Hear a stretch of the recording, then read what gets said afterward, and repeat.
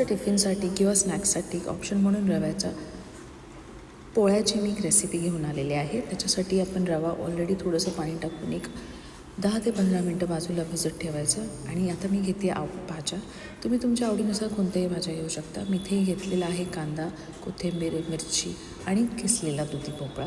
या सर्वांना आपण त्या रव्यामध्ये टाकून चांगल्या प्रकारे मिक्स करून घेऊया. तुम्ही अजूनही भाज्या ॲड करू शकता, जसं की बीटरूट, गाजर, बारीक किसलेला पालक आणि काकडीसुद्धा.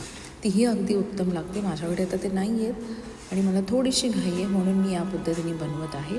तर याला आपण चांगलं मिक्स करून घेऊया. आणि आता टाकूया थोडेसे लाल तिखट, धन्याची पावडर. तुमच्या आवडीनुसार तुम्ही अजूनही मसाले ॲड करू शकता. चवीनुसार मीठ टाकूया. आणि यात सगळ्यात महत्त्वाचं थोडंसं टेस्ट वाढवणारे आणि याला अजून हेल्दी बनवणारा असा पदार्थ मी ॲड करते आहे, तो आहे दही. या सर्वांना आपण अगदी चांगल्या पद्धतीने मिक्स करून घेऊया. त्याची कन्सिस्टन्सी चेक करा, त्याने करून आपल्याला डोसा व्यवस्थित टाकता येईल.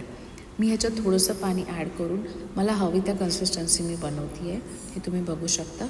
आणि आता मी घेतलं आहे पॅन. त्याच्यामध्ये आपण हे बॅटर व्यवस्थित थोडंसं पातळसर असं अगदी पसरून घ्यायचं आणि एक 2-3 मिनटं त्याला मंद आचेवरच असं व्यवस्थित शिजू द्या. दोन्ही बाजूनी आपण त्याला मस्त परतून घेऊया. हे बघू शकता तुम्ही, एक साईड झालेली आहे, किती छान खमंग वाटतो आहे. तर ट्राय करून बघा झटपट बनणारा रव्याचा healthy Pola. Do like, subscribe. Thank you.